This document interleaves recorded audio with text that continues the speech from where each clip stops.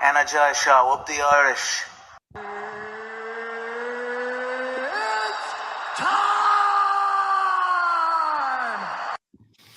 Okay, what's going on, guys? Welcome to a brand new episode of Energized, brought to you by Forged Irish Stout and Or King's Competitions. Ross, are you intoxicated or something? Introduce the guest, man. Today we have the one and only. It is UFC Welterweight Rhys McKee. Rhys, it's been a hot minute for us. It's been a hot minute for you. How are you doing, my friend? Yeah, it feels full circle for me to be your first interview back because it's been so long since I've done one with anyone. So it's nice that I'm the person to bring you back to this realm. I'm doing good. It's good to get a chat. I've changed my name to Scalargize because that's what the show is really about. So, Rhys, when we asked you to come back on the show, did you feel nervous or what? Always nervous. Always nervous when interviews. Usually the big shots now in the Irish MMA. So, jeez. Ross, clip that one up. I'm feeling nervous today, Ross. I think we're going to do a good job. That's the question, man. There's a lot of we always do a good job. We always do a good job, but I'm always confident. Yeah, but there's going to be people tuning in to be like, why did we go on hiatus? We'll probably leave that to the end, man, because like a bit of a tease. Why not just address it off the top? No, man, don't. Nah, we might as well. I had a baby. He was in hospital for a while. He's all right now, so back to full health. So that's all good. And that wasn't enough stress for me, so I decided to buy a house at the same time. So between those two things, I was pretty smashed up with stuff like that. So that's why we had a little bit of a break. But we are back, and we are back for good. I know a few people have been reaching out, just been like, "When's the podcast come back? When's the podcast come back?" Well, it's back, and we're back to the bang with the one and only Reece McKee. You know, Rhys, tell us this. How have you been? Obviously, your last outing didn't go your way, which was unfortunate. But how have things been since then? Obviously, you yourself had your first Father's Day as well there last week. How was that as well? Yeah, it was special. You know, Ruby's now nearly 7 months, so well broke into the fatherhood jam, which is fun and challenging every day still. But yeah, life's good. I've really consistent with my training at the minute. That it's nice because I've no date obviously confirmed, nothing even in the pipeline. But I'm in a position now where when they do come for me or ask me to fight, I'm in a really good position to go. You know, sometimes as fighters we can all kind of be caught cold at times and maybe need a bit longer than you have. And where now I'm probably for the first time in a long time in a position where like, you know, whenever they come, I'm like well on track for whatever time. So that's good. I was going to say, Rhys, obviously, you know, we were trying to push for 304 for you. You were looking at 304 as maybe a potential day. Maybe that was our fault. But with that, like, is that something that you're maybe staying ready for? Because there's a good few welterweights on that card that, you know, if one did pull out, would you be one of the first people to throw their name in the hat for that card? Yeah, like, you know, obviously 304 was on our mind. That was close to home. But if I'm being totally honest, the whole thing, like, I'm kind of glad not to be attached to it because, like, you know, sometimes when you fight in these shows, like, it's always been me and Keelan, it very much becomes like, not that you both have to win or anything like that, or like, not that I really feel anything about it, but like, I'm happy enough to go solo in this next stage of my career because it's, you know, I'm on a hard little journey in my career to revamp it. So I don't really need or want to be attached too much till the wave where I feel we all need to win. You know, at the minute I'm at the stage of my career where I just need a win for myself and my team. And I mean that against, you know, I'm not turning my back on any other person, but I just, you know, I'm not too bothered about being attached to these big events where it's, you know, this and that. So I was kind of happy enough. That being said, I'm staying ready in case because there is a lot of welterweights there. They're all probably fights that I would like and make sense. And should that happen, you know, I'm sure they'll give me a call. It's very much in my mind that they've maybe been thinking about that too. So, you know, it's about keeping our cards in the right places. And should that happen, should it be the right time, the right opponent, then it could work. Yeah, I think any one of them would be really suitable as well, Baz, wouldn't they? Yeah, Yeah, but like obviously we want to see Rhys get back in there. Rhys, you've obviously had some time to think about your last performance. Like what way did you see your UFC career going so far? And like, do you think you need to change anything going into your next fight? Yeah, it's not been too hot, to be honest. Like, it's hard when you look online and you read, Reece 0-4 in the UFC. Like, I actually I don't have that because I've never lost 4 fights in a row. I had 2. I went and won 3, world title twice, and then lost 2. So in my opinion, like, when I look at like my last 5 fights, I'm 3-2. I'm not 0-4. You know what I mean? So Yeah. I feel like there's a lack of context in the UFC world. However, that doesn't really matter to me because I know the crack, I know the story. But it's been frustrating. I think when we really look at it on paper, like, not to bring any other names of who people have fought and stuff, but all the guys that I have fought, like, are in the, like, pretty much in the rankings or thereabouts. Like, you have Hamzat, who's obviously, it's a weird situation. Morano still taking massive fights. Lusa, like, right up there. And then Chitty, like, we don't know what Chitty's going to do at welterweight now. So I fought all good guys, and they're all still there in the UFC. Like, a lot of these other guys have been gifted, like, non-UFC fighters for their UFC fights, where I've fought UFC fighters from the get-go. So that stands by me, and I know, like, in my head that, like, that will always stand by me. So it's not been great. I have lost my 4 fights there, but it's hard to believe and hard to say it, but, like, it doesn't dishearten me at all because I know that when I wear a UFC t-shirt, I've fought UFC guys, and I know this whole story can be turned around, as we said earlier, and discussed the vocabulary. The MMA world is fickle, and one win, and everybody, is then pushing me towards the rankings. Like, the whole thing will change in one performance. Yeah, really, really just good. leading. I'm sorry, just the second part of that question was like, what would you sort of change, or like, is there anything you'd change? Like, nothing I would change. Like, and this is the thing. It's not like I'm not good enough for these guys.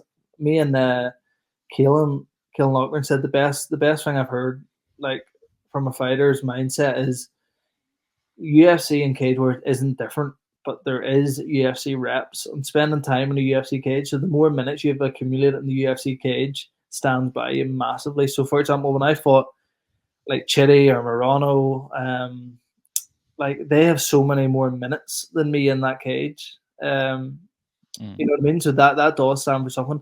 Doesn't mean I would take a lesser opponent. Doesn't mean like that. But I just want a fair crack of the whip here now. It's like, give me the guys that all these other guys are getting, and watch how much of a revolution I've changed my game. It's not the truth, but just because people are being matched with these different guys, they're looking like world beaters. Like, when they're not. Like, to be honest, they're not. But I'm not better against them at all. That's the chance they've got. I wouldn't change anything, is the short answer to your question. Yeah, well, here, look, we'll obviously get into the next part, like, about going training with Michael Venom Page, who's obviously a UFC fighter. Is that something you'd like to do, like, go and train with more like UFC athletes as well? Yeah, for sure. Like, to get the chance to train with MVP, like, I've known about MVP from day dot. Like, when I started training, he's number 12 or 14 in the world at the minute. Like, so for me, it was like a great opportunity to go over and train with him, a great opportunity to learn from him, spend time with him, like, just see what he's about, and he's a hell of an athlete and a great person. Yeah, like, that's where it's at. And, like, just to touch on your previous point about, like, 0-4, I never really call 0-4. I'd say like it's 0-2, because it's like this current run is what matters. Like you know what I mean? Like, going back years before someone's previous run is, like, sort of, it's actually so long ago, it's actually a bit irrelevant, to be honest, in my opinion. Totally. Yeah, so, and, like, it's not like against Ant Lusa, like, you know what I mean? Like, you actually almost, like, ran out of time, as opposed to actually, like he beat you, as opposed to, like, as the kids say, if that was on the street, you know what I mean? Like, Reece McKee was, like, on the way to victory, no bother, like, you know what I mean? And then like, none of these boys, like, they're not, obviously Hamzat finished me. It was a wee bit different, but, like, yeah, but what was that, like, 12 days notice, like, halfway across the world? I'm gonna give him some credit. It was 6, but, like, even like Morano, like, I mean, spent 15 minutes with Morano, Lusa, and Chitty. Like, that's 45 minutes of UFC time. Like, yes, I lost the fights, but no one's put me away. They're not walking through me. It's, so it's all going to stand for me. No, absolutely. And I feel like Morono as well is like constantly ranked between 20 and 15. And he doesn't really like the odd time he'll come in at 15 and then like someone else will fight and actually like he'll actually get knocked out of the rankings due to like someone entering them as opposed to him being like getting his number taken. But yeah, like you say, you've definitely fought UFC caliber. And look, we just want to see you get in there and get another crack at it, because like you say, like you're at the level there, and like we can't wait to see you get the opportunity to show that after you've got your reps in now, and let's see the best version of Skeletor that we're going to see. Tell us this: when you were with MVP, obviously it's training, and you don't want to like divulge too much into training, and I assume part of the reason he brought you there was to do some sort of imitation of being Gary, whether it was just physique wise or whatever else. But how did you find it was like sparring against him? Because obviously he's such a unique style. Yeah, like I mean, obviously, you know, like obviously I was there to be a shape of Ian, but they never asked me to do one thing. They never asked me to throw a certain thing or act a certain way. It was none of that at all. And London Shoot Fighters, it's somewhere I went before for Alfie Davis back in the day. So, and the hospitality and stuff was fantastic. Like they look after us so well. And I obviously fought Jimmy, and I actually seen Jimmy when we were there.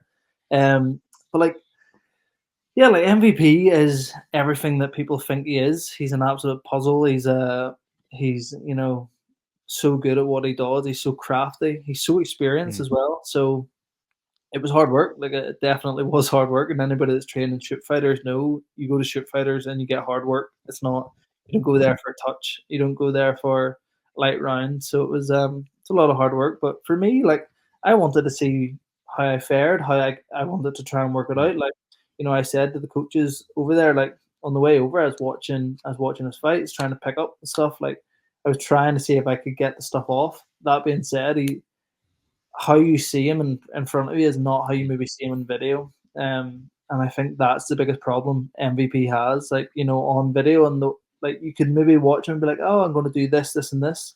And it's not really there when you're in front of him as much. You know, he's very smart, very crafty. Is it true that the London Shoot Fighters camp wanted you to wear a blonde wig, and you were like, no, I'll just bring Jordan O'Neill instead? Oh, I don't know how you get these one-liners, but they're fantastic. Yeah, I don't know what to say to that, but no. Yeah, Jordan was keen for some training. Me and Jordan, you know, obviously big training partners here at home, and he couldn't face me being away for a few days, so he's like, "Can I just come with you?" And I was like, "Well, if you really want, you can." Yeah. Yeah. Shout out to Jordan as well. The new superstar in Cage Wars in the middleweight division. Big jumbo. Yeah. Rhys, right? You've obviously now sparred and trained with MVP, so you're gonna have to like let us know what you think of this situation. Ross thinks that MVP will knock out Ian Garry, and I think Ian is going to try and wrestle MVP and win by decision. What way do you see it going? Like, so for me, I see it, you know, if Ian can set his ego aside and go out and try and win the fight, it'll be a very interesting fight. If Ian goes out and tries to beat MVP at what we would all call MVP game as the striking realm, then I think it's going to be a hard night. I think the reason why is because I believe MVP will get his read before Ian does, because Ian's a more conventional style, where MVP is not a conventional style. He's movies, like that point fighting style. So he's very hard to get a read on. I found myself when I was sparring him, I was just throwing shots, hoping that he would be there at that time. That being said, Ian will be well prepared. He'll have a game plan. He'll have something in his head, of course. So, you know, I wasn't fighting MVP, I was sparring him. But that being said, MVP is a good game plan too. So let's just see. Like, it's hard. I'm not gonna sit on the fence as such. I will give my prediction if you want, but I don't think it's as clear cut. I think there's a lot that could change in the fight. So what's the answer? Yeah, I think the MVP will get his chance first, and I think if he gets it, he'll take it. I think he's done it too many times, and he's fought really high level and beat really high level. Yeah, I think MVP will take it, to be honest. I don't think it'll be easy though. Yeah, Ross, sorry if I threw you under the bus there, did I? Well, no, it's just one of those things where, like, obviously, you sort of think what's Ian's game plan going to be, and you feel like obviously he's overtraining with, you know, Charles Oliveira and Damon Moya, and he probably thinks he has the grappling advantage. But I find it's actually I was trying to think of how would Ian get in without getting hit on MVP, and I feel like one of the hardest things to do is actually get a hold of MVP. If you can get a hold of MVP, you might be able to get some work in on him. Although, like, I do feel like MVP's jiu-jitsu game is underrated, but like, I feel like getting in there, and I also feel like MVP is going to have the speed advantage, despite the fact he's like late 30s now or whatever. Like, I've never seen someone faster than him, and like he's so elusive and he's so in and out that like. And we also saw Ian get clipped against Keenan Song as well.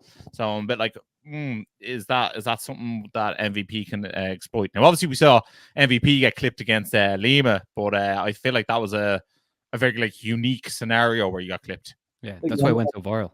MVP is definitely fast, and I think a lot of the stuff that stands by MVP is like he's fought Lima twice. You know, I went and watched. I watched their first fight and watched their second fight, and you know, I feel like he made really good improvements in that. So like, he's a smart fighter too. He's just not like he's not throwing anything by chance. Yeah, and like, yeah, it was a really good experience for me. I'm excited for the fight, like, and I'm really excited. I'm going to go back and train with the guy. So I just feel like we made a good connection there with that team. So exciting.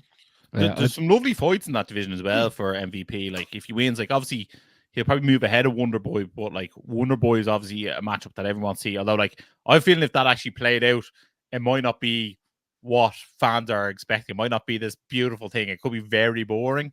And then also Jack Della Maddalena as well will be another lovely fight to see MVP in as well. Like, there are two ones that I think will be absolute bangers.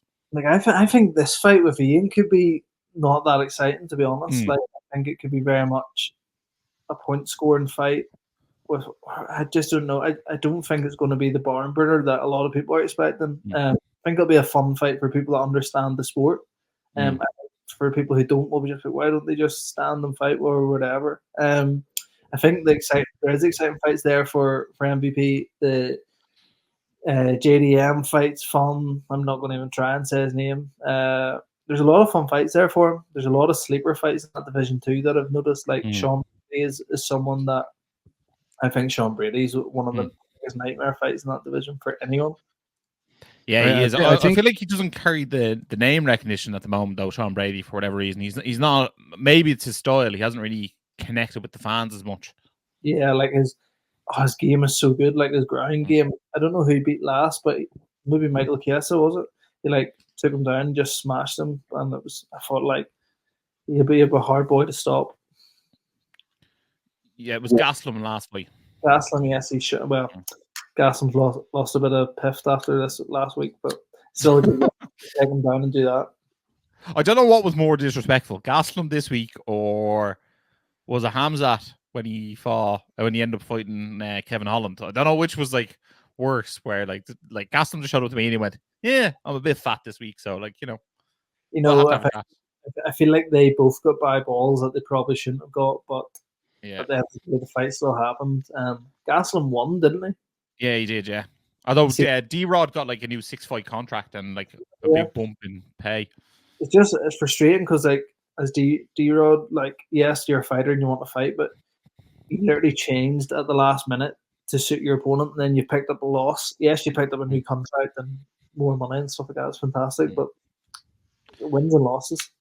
Yeah, it's just one of those ones where you're like, I feel like if that wasn't in Saudi Arabia, I don't think it would have went down that way. But I feel like the Saudis have such like a say in what goes on in those events that like they're like, you have to make that fight still happen. So therefore, like, here's an extra, because I'm sure D-Rod got a brown envelope as well to be like, here you go.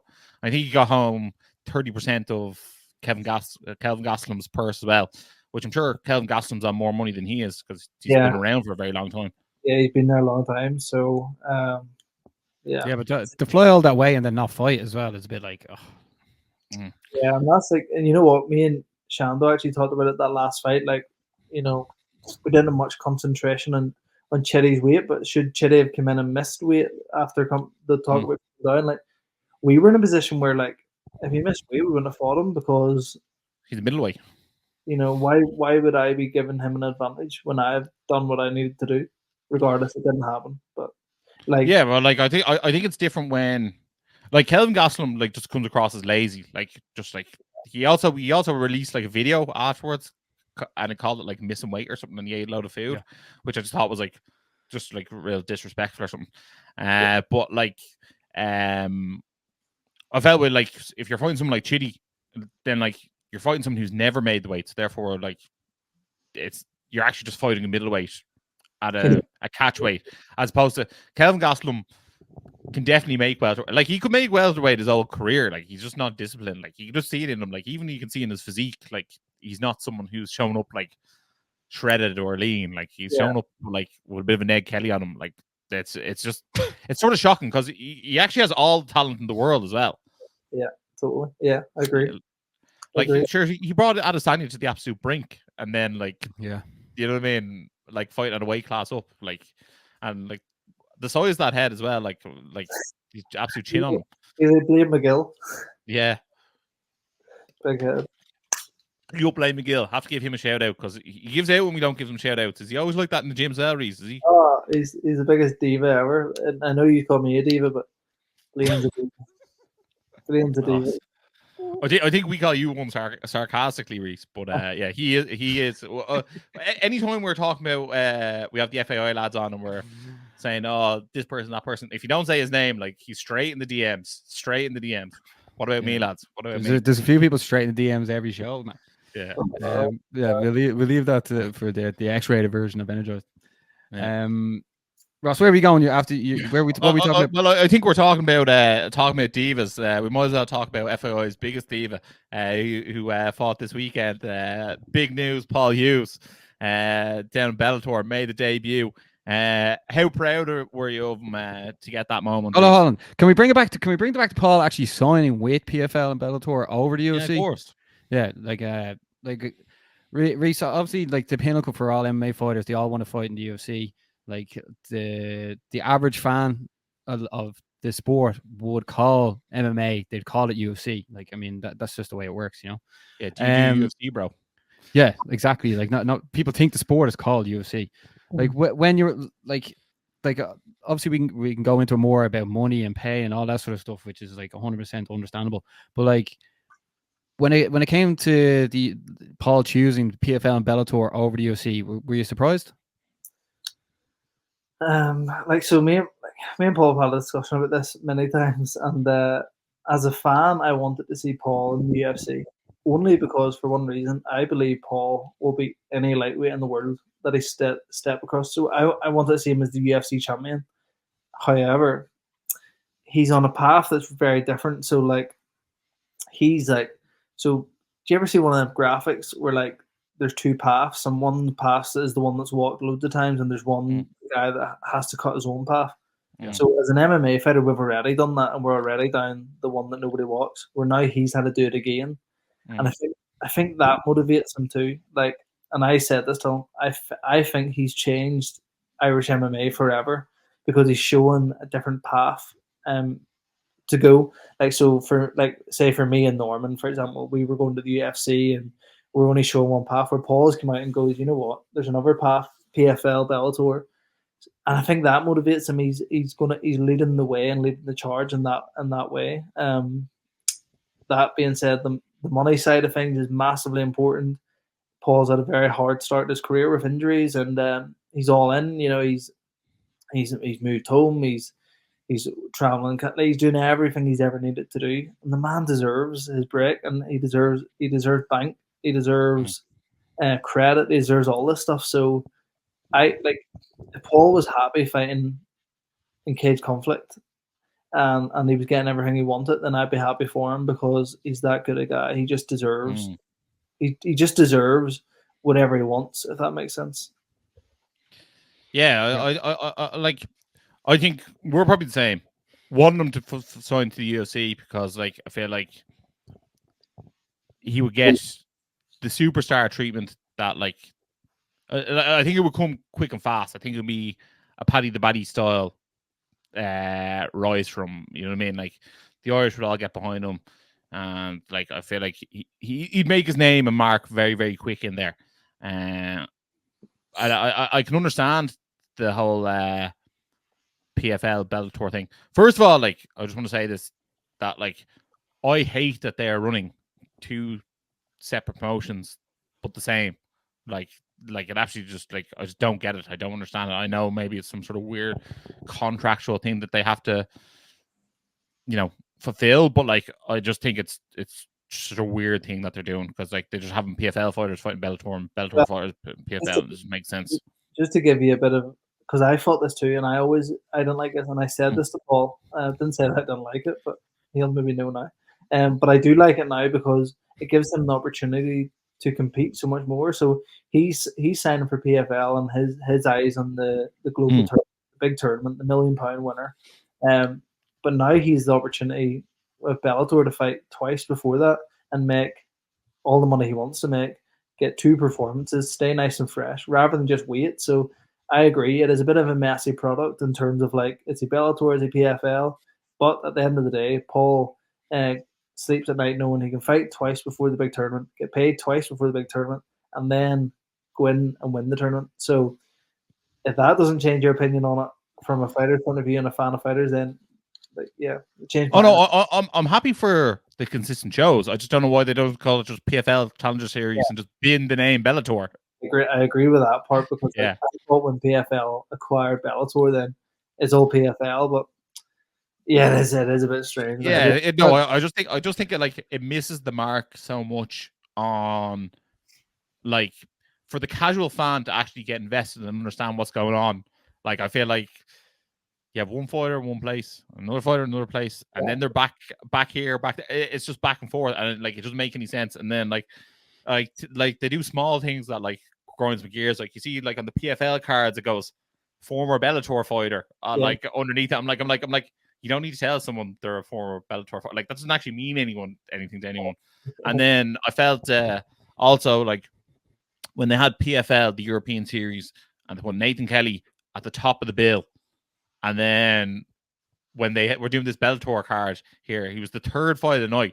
And then, like, we moaned at them so much that, like, he got bumped up the card to, like, 5 or 6 fights from the end. But it's just, like, they seem to make, like, very sort of simple mistakes. Like, if you're, like, I feel like if you pick someone as a main event and you're going with them, well, then, like, don't put them, like, 2nd fight of the night, because that means, like, you know what, that fella has no star power. Back to the prelims. Like, that's what it says to me, you know what I mean? And, like, obviously Nathan Kelly's won 11 fights in a row now, so I'm a bit, like, I feel like sometimes they're on point. Like, some of the stuff they do, like, the content they produce is brilliant, but then, like, they fumble the bag, like Ray Seffo. Oh, we signed Paul Hughes. It's like, mate, like, come on now. I'm like, Paul Hughes voice note me being like, take down that announcement. Like, I feel like we were one of the only people he told that.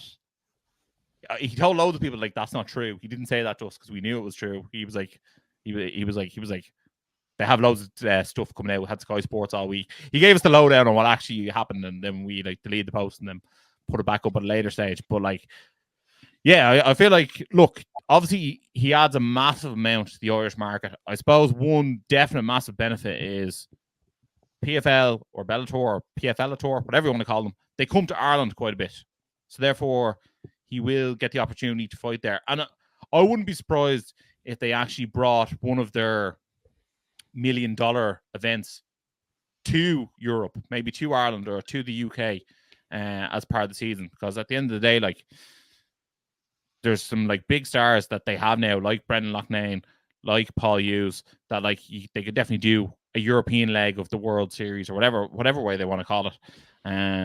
I find it funny that they call that over here the Champions League of mixed martial arts, but then it's not in Europe. So, like, the absolute rants me, Baz. What are your thoughts on any of that? Jeez, we're going on fucking age there, but I think Bellator, the brand, has been ruined in Ireland over the last few years as time has gone on. Like, leading, like, without Paul signing there, but he didn't even sign with them. He signed with PFL. Like, it's very, very okay, right? Myself and Ross have the largest MMA like audience for people that create content in Ireland, right? And then a lot of them would be, like, casual fans. So they just want to sort of know what's going on. So the way you have to sort of over-explain things, even what channel it's going to be on, why this is not on this and that is not on this, like you're losing people straight away. Like Reece McKee, UFC, done. You know what I mean? It's not like, oh, but he's then the amount of people that got in touch with us that felt so like disappointed that Paul went to the PFL. Obviously, look, Paul needs to get paid. We heard how much he got paid with Cage Warriors, which is an absolute disgrace. Like, I mean, like that contract, like, why did he sign that? We'll never know. But it was probably to get into the UFC. But then to see that, like, to go to the PFL for the money, a lot of people are like, they're like, they've not everyone obviously, but like he would have got double the hype for this most recent fight if it was in the UFC. I think a lot of people are just like, people like to see the rise, and then once you make your final decision, like, are you going left or right? Then when they see you're going to something they're not as interested in, they'll like tail off. Going back to Bellator in Ireland, the way it first came when Peter Creedy fought Miles Price won. Miles Price didn't get a chance on the mic, and then like Peter Creedy was pushed ever since. And the way it was only just like a PFL show, only an SPG show. The amount of people in the whole entire country that like just didn't want to watch, which was understandable. And myself and Ross covering it, we saw that people just really didn't like interacting with the posts that we put out about Bellator. But look, myself and Ross try to be like the Sky Sports News of Irish MMA. Then even the likes of like Kieran Clark now fighting on the most recent events. Paul Hughes obviously is now after saving the day. But if you look at Nate the Grey Kelly, people are giving out about the amateur. Like, he's an amateur and he's getting absolutely slated for not fighting other people. I mean, like, the Bellator PFL are clinging onto this guy. Like, even the post-fight interviews, they're asking Conor McGregor, what you making Nate the Grey Kelly? The chap's an amateur, like, like, relax. Then you look at Nathan Kelly, who headlined PFL, as Ross said. Then he was like basically buried on the undercard. Like, that made zero sense. And we were onto him. We were like, obviously he can't say it. And you know where your bread's buttered. You can't like jump in and be like, why am I getting this? But Paul's after basically taking his spot on that sort of like the Irish guy. Dara Kelly ranked in the top 25 on ESPN for the biggest prospects in MMA. Like, he absolutely demolished this guy. Like, same thing with Nathan Kelly. The fella he fought shouldn't even been in there with him. Same thing with Dara.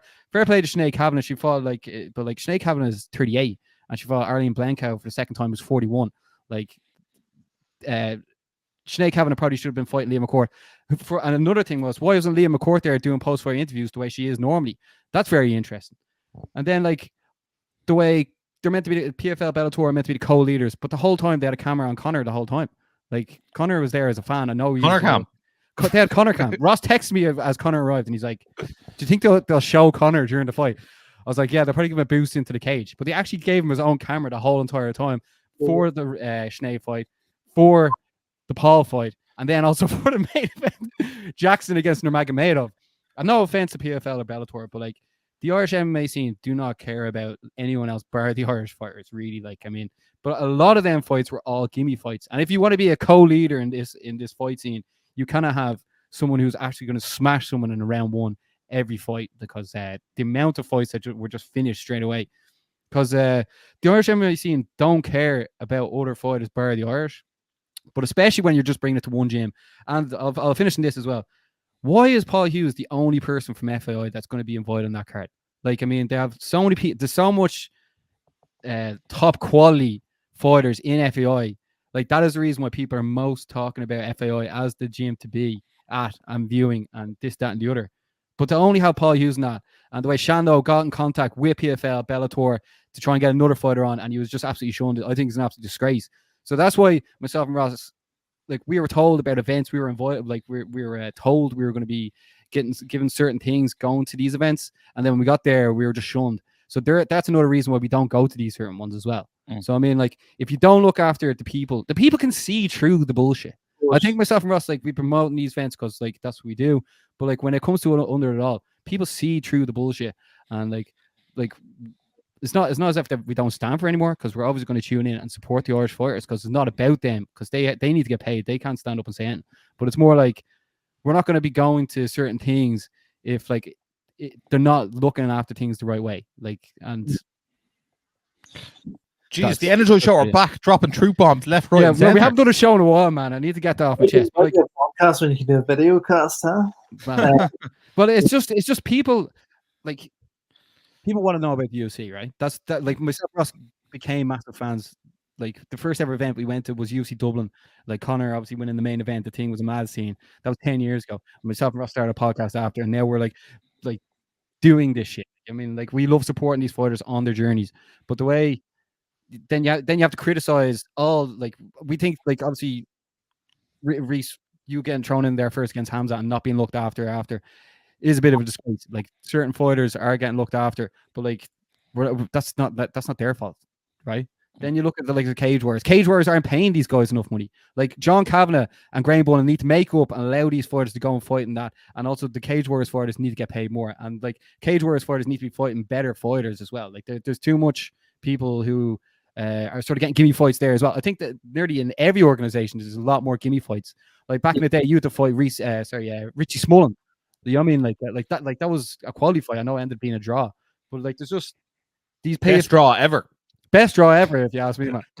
But like, it's going a lot more boxing ways. Like even like if you look at like the Cage Legacies, there's like matchups there that like should be being made.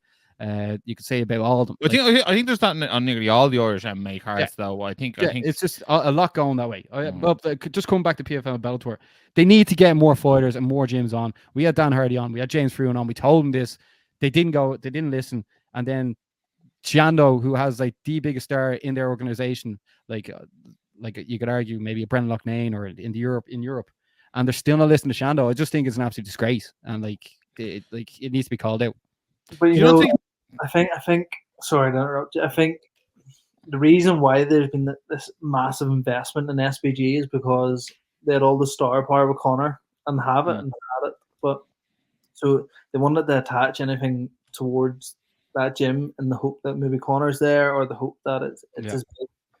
I think now that Paul has done what he's done and is making the noise he's making, then it's going to force that now to be FAI. So in a year, we could all be sitting being like, oh, it's only FAI allowed in these shows because they've got Paul. And Paul that won't happen. That won't happen, Reece. It won't. But like that's how I would see. Like that's how I would like. If it was in a different position, that's what it would look like. That being said, it wouldn't. Yeah, you're right. It wouldn't happen. Well, then maybe they just bring it back to Belfast the whole time. Then. Yeah, I know. But hold on. Sorry, another thing as well. Another thing. Bellator went to Belfast and didn't have anyone from FAI on the card. I know. That's literally coming into your gaff, taking a shit, and not having a flush. Yeah. See you later. The reason I don't like Bellator, or the reason I haven't really watched Bellator, I only ever watch it if I know someone. But most of the fights are dummy fights. There's so many fights. Like I'm taking nothing away from anybody Irish, Northern Irish, wherever you're from. Like, but if you're fighting someone that I know you're going to beat, I ain't watching it. Like no certainly that you or like I'm not watching any gimme fights. But the live odds were coming up on the Bellator watching the fights, and like the disparity in like everything was like most fighters like 1 to 10 to win, like like 1 to 10. That's the thing. That's what PFL need to watch out for, because Bellator have already like just destroyed their name here, right? But I mean, PFL haven't yet. But I like the way they go to other events. You have your like Dylan Tukes. You have there's obviously loads of John SPG. Mitchell. You have John Mitchell. There is other people as well, but like they have to make sure that they do not do this and make it just an SPG show. Nothing against SPG, a lot of great fighters in there. But the thing is, then you may as well be having just like it just may as well be what were people calling it, SPG tour? Like I mean, you need to get everyone on this to bring all the gyms together. The way Cage Warriors do it, the way they have all the gyms in the background, your FAIs, your Rhinos, your Team Torreses, your Team KFs, and like it feels like Irish MMA is doing something rather than like Bellator's here again just to promote SPG. With Paul Hughes fighting on that card, people who have watched Paul Hughes fight previously, as they call themselves, the big news crew or whatever, they're used to getting like basically whoever went that fight from FAI paid their 50, 60, whatever quid to see Paul Hughes fight and Paul Hughes alone.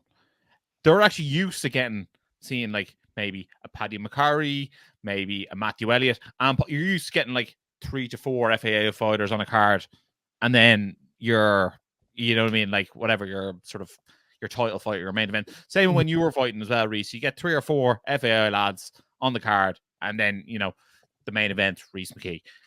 With this one now, like you've actually given them like, obviously it's a bigger stage, it's a bigger arena, but you've given them like less of a version than they're used to. Like I feel like someone like, geez, Eamon Dean would be a great signing for PFL and Bellator. I feel like he'd be someone who people would love to see in there. Like he's got a great style, and like if you want to make someone look good and give them a gimme matchup, like there you go. Like you know what I mean? Like he's somebody who could do that. We're talking about Eamon on Sunday, and the thing about Eamon will beat a lot of like really good guys. Like Eamon's fantastic. Like it's going to be someone that people will underestimate, definitely. But yeah, you're right. Like give Eamon. I'm trying to. I don't even want to say names because I don't know who signed the what, but like there's people there that are unsigned pros that are ready to go. Like and right, they should line the thing with the FAI guys. They should get guys from other clubs in. They should make it the whole show. Like if they really want to do it different, then they have to do it differently than it's ever been done. And what Bellator have done in Ireland is fuck the whole show, to be honest. So AFL are going to have to fix it. Yeah, but I feel like there's also a few sort of legends waiting in the wings who, if they were offered like a decent payday, they would still fight. Like I'm sure, I don't know whether he's signed or not to anyone. I know he's done some mad stuff, but like just say Norman Park. Like what's to stop you getting Norman Park versus Paul Reb and Reds or 2 on a Bellator show as maybe a co-main event? Pay them a decent enough amount, and they probably both definitely do it. You know what I mean? Like it's like, you know what I mean? What's stopping them doing like give Joe £1,000, he'll do it.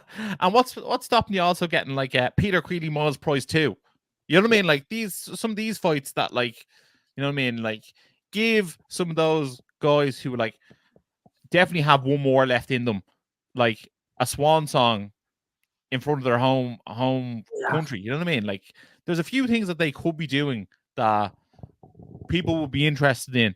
Give them some of that Irish on Irish violence, and like, let's see what's going down. Like, you know what I mean? But like there's, like you say, there's plenty of pros in Ireland who are, I think quite a lot of people have like one fight deals with Cage Warriors that like, you know what I mean? Why can't they just do a one fight deal with PFL or Bellator? You know what I mean? And continue that. But again, like, you know what I mean? Like, I just think, like you said, some of the matchmaking, I think, hasn't been great. Like Derek Kelly fought there at the weekend.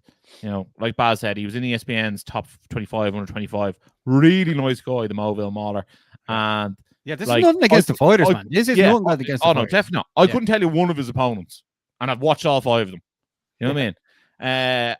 Like there was like Kieran Clark was fighting, and I know he's dropped down to bantamweight, but like I think he fought like when he was 2-0, he fought a fella who was like 8-1. Then he fought a fella who was 6-1. Then he fought a fella who was 5-3. Like as he got his record went up, his opponent's records went down, and I was like, what is going on here? I was like, this guy is actually fighting people with worse records. Now it doesn't necessarily mean like they're worse fighters, but like to the Joe Soap sitting at home, and like they look up Kieran Clark on Tapology and see like 6-0, 7-0, 8-0, 9-0, and then like the other person's record going down. You're going to be like, what's that all about? And then also, they're also fighting people who, like Kieran Clark, if he's 9-0 in Bellator, should he not be like fighting someone on the cusp of a ranking in Bellator if the ranking still exists, or should he not be fighting, someone we've heard of, if that makes sense? I know, and I think the problem with me and the whole matchmaking thing is there's people out there fighting the real hard fights all the time, getting as much credit as someone fighting an idiot. Like, and I take idiot with a pinch of salt. I don't mean that, but like, it's whenever you're watching people like literally beating someone who's never won a fight, and then they're going on their things and doing whatever and getting like all those props as if they beat a former world champion. Like again, nothing against the fighters, definitely not against the person that lost the fight because they're only trying to get their shot too. But like maybe the coaches need to sit from the outside in and be like, listen, this is what's happening here. This isn't right. It's not going ahead. There has to be like some type of commission to get rid of these bullshit matches. Felt I thought there was going to be serious improvements when Dan Hardy stepped in, but I'm yet to actually see them. I thought Dan Hardy was going to like sort a lot of this out, but I've seen him. He's obviously instrumental in like recognizing talent and having some talent signed. Like you see your Paul Hughes, like we've seen like Chanel Dyer sign, and like guys of that ilk, and like obviously we've seen like Nathan Kelly re-signed. Like a lot of these are down to Dan Hardy, and like obviously he is doing good work, but like I want to see more competitive matchups. Like obviously Nathan Kelly now 11 wins in a row. You know what I mean? Like why isn't he fighting someone on like a world level? Yeah, but You the know what I thing mean? is, they also know that if these guys come and lose in Dublin, and then like say we go like 0-5 over the weekend, that like the half of that arena won't come back again next time as well. So they're like obviously they're there to try and make money, but like Yeah, but Baz, these guys aren't getting an opportunity to fight outside of Dublin. It's like I know that's the thing. That's what's the Three stunted. Arena or the SSE, or you can fuck off. That's what they're being told. They're not actually like they're not being brought to Paris. They're not being brought to Milan. They're not being brought over to the States. Oh no, and that's the annoying thing about it, and that's why certain people, you see, as much as we're like, why aren't Bellator or PFL signing more fighters from different gyms? A lot of the people don't want to fight in there as well because they have to only fight at home. And like, I mean, Kieran Clark fought in the Tree Arena. He's performed there more times than you too. Like, yeah, but like then also like we actually talked about this off there. Ben Wallace was 3-0 when he fought Nikola Ivanovic, and like I just thought, like, I understand Dan Hardy was like, oh, we're trying to keep Ben on the card, and obviously, you know what I mean, like Ben not fighting means Ben doesn't get paid, and I'm not out here to slate Ben, but like you build him as this like world kickboxing star, and then I felt like on the broadcast they were trying their hardest to try and like say Ivanovic is good, and Ivanovic like he's a game opponent, but like no offense to him, but he's 0-7. He coaches himself. He manages himself. Like, there needs to be someone, an intermediary in between, to be like, that fella can't fight anyone anymore. Like, as in, like, what weight was that fight? yeah. Well, here, look, I know we're 45. talking about. Look, I know we're saying all this as well, but like also when Paul got put against Bobby King, first of all, I was like, who's this guy? Like, and then second of all, he's 40. And like, I know things were said that he's fought a lot of high level competition, but when I was looking at his record, I didn't notice any of the names. So, I mean, you can also say stuff about that as well. Yeah, like, there is obviously people going to be listening to this now. Rhys is saying like, this will probably going to be a calm show, but like, I mean, people are probably going to be listening to this now and then be like, well, look, Paul fought this guy. And like, in fairness, Paul, like he said after he didn't perform well. I mean, I think everyone saw that. But I mean, you also have to bear in mind this is a big occasion for him as well. And like, you're like your Anthony Pettis and other people lost in their debuts for these big organizations. So, well, the thing we can say about Bobby is like we know he brought it to Paul. And that's like obviously I'm his teammate, so I'm going to defend him to my backhand. But some of the other guys, like fuck, it's just listen. Nothing against Ben Wallace. I used to watch all his little videos. I thought they were great, but I just signed out when you're fighting. Like, no offense to Ivanovic, but like, what weight was the fight at? 135, 145? Yeah, something like that. Maybe 135 actually. I feel like Ivanovic had to come in and cut a load of weight as well.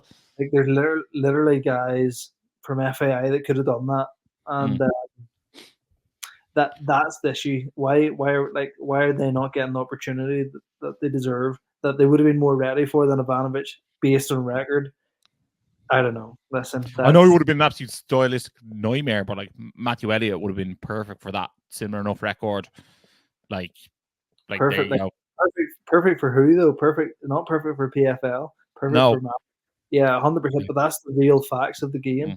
It would have been perfect for the business, so it didn't make sense. They need to start coming in with a ranking system as well. There's just a lot of times these shows go down in Dublin, and then it's just like SPG fighter versus X fighter. Like, and it doesn't matter who that guy is. Like, I mean, fair play to the SPG fighter. They promote that person more than Bellator or promotes their opponent. And then like they always come in, fight one fight, and you never hear them again. It's literally in and out, in and out, in and out. And you know what? Like, I will say, like all the criticisms, I'm not even actually criticizing SPG. Like, obviously they're out to look after their own as well. It's the promotion has to realize that the sport is bigger than one gym in the country, and they need to branch out that little bit further. Like, you know what I mean? Like, look, like they had John Mitchell fighting, and like obviously fighting out Dubai, but like he reps MMA Cork as well. But like maybe go down and look and be like, or maybe we'll sign Paul Buckley. He's turned pro now. He's out of MMA Cork. Get a bit of a Cork audience. You know what I mean? How come they didn't go for FAI. Tiernan Loughrane as well? I know he's fine. He's in Amsterdam. Yeah, no, he's in in LFL. So yeah, but but I think Tiernan, like, that was the route he wanted to take. I think he wanted to fight once or twice in the UK and then fight maybe in Europe once or twice before he goes and looks any further. But just to finally, just wanted to touch on Bobby King versus Paul Hughes. Like, obviously, Bobby King absolutely brought it to Paul Hughes on the night. Maybe on paper, like, I think people were giving Bobby King more credit than he was due. Not Bobby Green, Bobby King. But like, I suppose on the night, like, it was a good matchup because like he brought it to Paul. Obviously, you know, he was an experienced guy, but look, Paul, as he said, he went for the knockout, and I really liked the way Paul was like, not my best performance, but look, he got the job done, and that's all that mattered. But yeah, it's just one of those ones where I don't know what they're doing, still carrying the name Bellator, because I actually think it's actually bringing down the brand of PFL, because I still think people see Bellator up here and then PFL down here. So therefore, they've bought this brand that's better, and then they're still running that brand that's better, and it makes their own brand look worse. This is just called the whole thing the big news. The big news. Big news MMA. That's the thing about it. Like, see, to be honest, like, my opinion on Bellator and PFL is irrelevant because I'm only tuning in really to watch Paul. Exactly. Paul's not going to be slowed down here. Like, no. I don't know if he will be slowed down. So like, Bobby King causing him a bit of adversity, yeah, fantastic. Like, it's great. But like, anybody watching that, like, I knew Paul. I had a cheeky bet on the second round for Paul because Paul, he breaks people down and then he breaks their heart, and that's just how it goes. Like, he's just the man. Like, he's just the man. I seen Shando done a video saying about how nice he is, but how vicious he is, and that's it. So, you know what? Yeah, I think once he got to back to the corner, and that, like, he got to talk to the corner team, like, he came out and he was ready to kill them. I think it was just all. There is a touch that with him though. Like, when you're talking to him, you're like, can't believe this guy like absolutely like dismantles people for a living. You know what I mean? Like, he's actually so cerebral when he's in there. He really is. Like, and he's got all the talent. And like, I'd be surprised if he doesn't go and win the $1 million over there. Like, if you look who the last champion was, I think was it Oban Mercier was the last PFL champion. Like, I think he won it twice. Yeah, like, you trying to tell me Paul Hughes won't beat Oban Mercier? Like, I think he beat him tomorrow. And my thing, like, as Paul's teammate, and he'll get what I mean by this. Like, I want Paul to be tested, and Paul wants to be tested himself. Like, the reason Paul's on this whole journey is for greatness. It's not for, it's not to, like, you know, beat 0-10 guys. Like, that's not what he's doing it for. He's doing it for greatness. And to do that, he needs to be challenged and face the best guys in the world. And now he's going to do it, and he's going to have $1 million in the bank, if not twice, if he does it twice. One final question on the Bellator event. Did you watch the whole thing, Rhys? Did you, or most of it? No, I did. I actually did. That's the worst thing. I had to watch it all. No, I was just wondering, did you see Peter Queally walk to the cage for Zombie? Did if you did see it, I actually thought he was going to retire, like the way they did that. He's wearing the suit or whatever. I thought it was very strange. I thought he was going to get the mic and say, nobody's allowed to use this song ever. Especially Reece McKee. Especially Reece. Listen, Peter's he's a legend of the game. Like, he definitely is that. Like, Peter should be buried in the Free Arena because, like, his heart and soul is there with Bellator. Like, he's done good things for them. In fairness, he should absolutely stay away from the Paul fight. That's one thing I can give him as advice because Paul is not the guy you want. But yeah, Peter's done good things, and he's always been nice and respectful. By the time he get bitchy over be using Zombie. Do you think that will be like the passing of the guard of the Irish in that organization? If Paul fought Peter, do you think like they'd be like, here was the talisman of, you know, Bellator, and here's the new one? No, not really. To be honest, like, I'm trying to be really nice about this, but Paul's the guy. That's all. There's no passing of the guard between them two. Yeah, no. Paul is the guard. Paul is the guard. Yeah, like, yeah. What did Bellator think was going to happen when they brought Peter Queally out there? Like, everyone would just serenade him with the song. You know what? It's the most. It's not fun to watch. Yeah. It was bizarre. I was waiting for them to start playing Conor McGregor's music just like when he's at the ground and just pan to him. You know, it's quite funny because someone backstage was like, "Lads, we need 3 minutes to kill. I've got it. Someone get Peter Queally up on the ramp and we'll play zombie." You know, it's one time I was at this local show one time in a town, and like literally like a little show, like a kickboxing show or something, and they asked me to come in the ring, and they introduced me in, and nobody could care less, and nobody was there. That's what it felt like. That's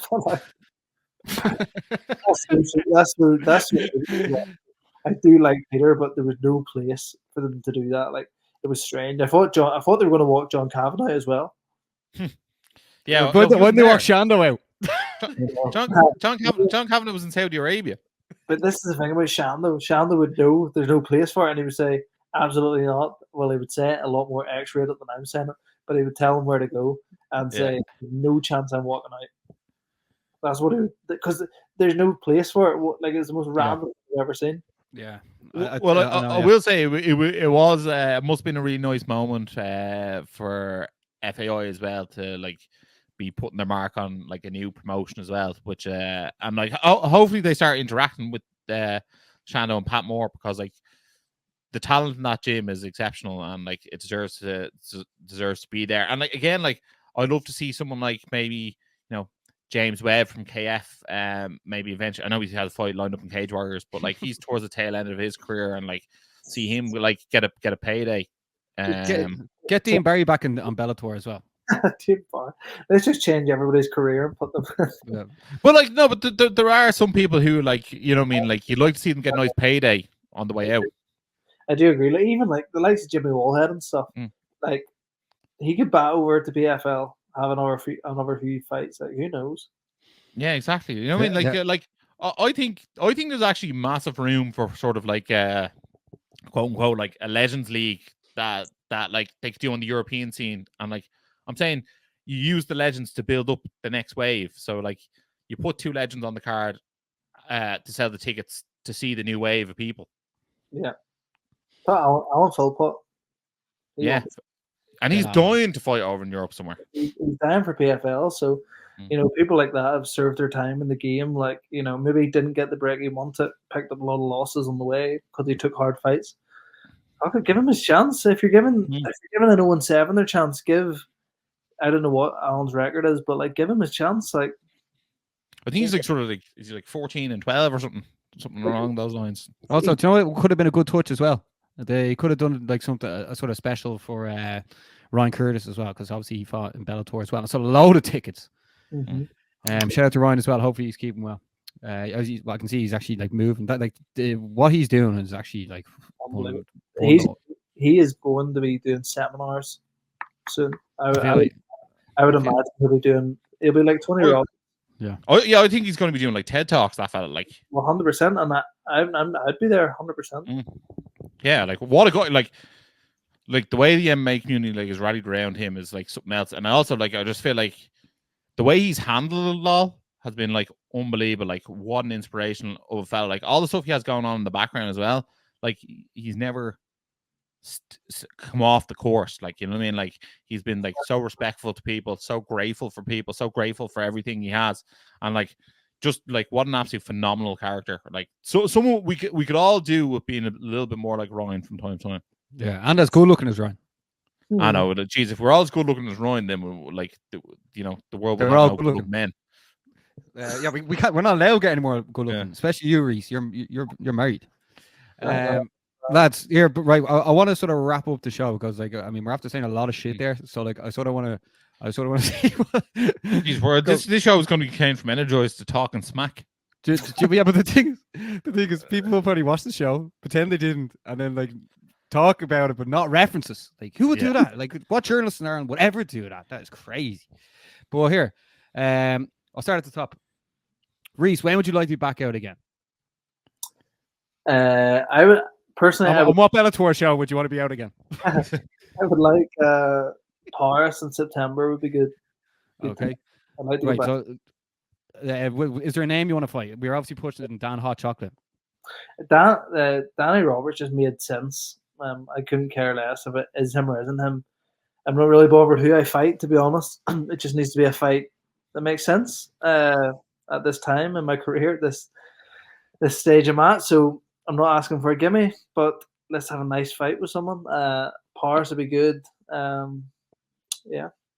And then who's winning at UFC 303 this weekend? Is it going to be Ian Gary or MVP?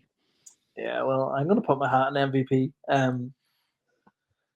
Yeah, I'm going to go back to shoot fighters too, so I feel it'd be awkward if I didn't say that also. But well, Ian's never coming back on the show because Ross is saying he's getting knocked out. Isn't that right, Ross? You know what? Like, oh, man. People said to me, "Oh, will Ian not be annoyed?" And I'm like, Ian hasn't talked to me since the day he left Cage Warriors, so I doubt he's going to be bothered about what I'm doing, to be honest. And like, I couldn't really care either. So, no, yeah. In fairness, I don't think Ian cares about what anyone in Ireland says about him, to be honest. Bar Connor. MVP's a nice guy. He's a very good athlete. I think I would just like to see him get it, to be honest. Yeah, a great smile as well in MVP. Ross, this is the question for you. Are we barred from every PFL and Bellator event from now on? I think so. Yeah, I think they even copyrighted our Instagram post that we put up of Paul Hughes wins. So yeah, I think they hate us officially. Yeah, I want to say this as well. SPG fighters, this has nothing got to do with you. This got to do with the promotion, not promoting putting any other fighters on the card. Yeah, like you're not looking at the best thing for Irish fighters.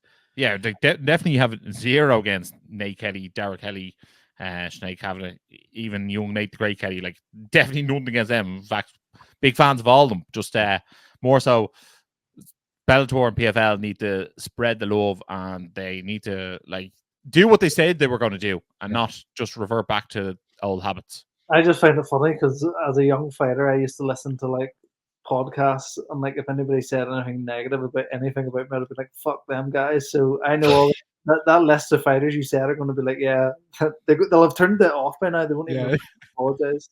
No, everyone wants to go car crash. The people are you see, the thing is, with the glasses, people will either love it or hate it. But what can you do about it? That's but they remember it. They will remember it. And in fairness, the page is the #1 page for Irish MMA. You can't deny that. Bleeding Sky Sports over here promoting fighters. Then last thing, Chris Kamara. What? Yeah, Baz, you're Chris Kamara. No. I thought I was Chris. Fuck, who am I then? No, you're Jeff Stelling, man. Fair enough. Ross, who are you? Quick.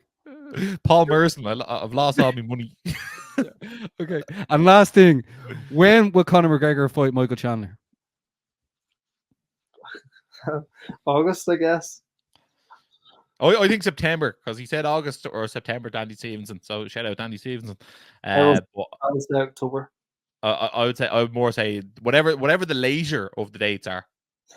And I'm dying to see Conor back. Fuck, I've been so excited to see him back. So, I do think he will. I definitely think it would bounce him for one more. Yeah. Do you know what actually would have been funny if your man Jackson, in main event at the Bellator, trains with Michael Chandler. Imagine Chandler was in the arena and Conor was in the arena. They could have got a brilliant face off there. But that's everything. And you know what?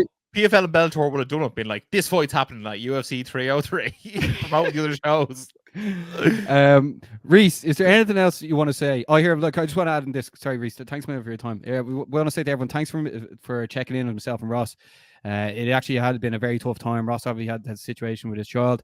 I had a few relatives passing, which was it was shit buzz. But look, myself and Ross, we just continued to just put out the content because we really appreciate all checking out our work and interacting with it, because we love doing it, and there is big things coming in the future, and we're really looking forward to it. Reece, what do you want to say to the Skeller Joys Nation that absolutely hate us but love you? Oh, they maybe hate me after this. Listen, it's as you said, you're not doing that. You're not saying anything that's not true. That's the thing. And anybody in these positions or in them fights themselves, they know it too. So if they want to change their route, do it. If they don't, who cares? But listen, I'm just excited. You are doing great work. I always give you a bit of props at the end of these. You are the country's favorite MMA coverage. Yeah, good. A few people hate saying that, but we love it. You know what? Everybody hates something anyway, and everybody loves something anyway. So yeah, regardless, just do your thing. Yeah, I think we are. I think well, we have to. I mean, and like as we've gone on, we want to give the people the truth. Like we can't be saying this, that, and the other because people won't respect you if you don't like actually give your honest thoughts and try and tell the best truth you possibly can. Yeah, Reece, the haters gonna hate, but we're gonna keep showing up. You know what I mean? Yeah, it is what it is. It is what it is. Reece, thanks a million for your time. We look forward to seeing you back in the cage. You have to invite us up to get us on the Obsessed podcast, Ireland's number 2 MMA show. You have to come cover the Fight Project first. That's how you get your ticket to a podcast episode. Is it? Yeah, you have to cover a show on the Fight Project. We'll be promoting that next week. Yeah. Reece, we'll obviously have you on again soon. People are going to be looking forward to tuning into the Obsessed podcast with the Energized Show, giving the real dirt. Make sure to like, share, subscribe, and as always, stay energized. Energized Show, up the Irish. Been sussing you guys a couple of times. I've seen a couple of clips. I think you've done some interviews with Dylan Moran and that I saw. So keep going, keep up the good work, guys.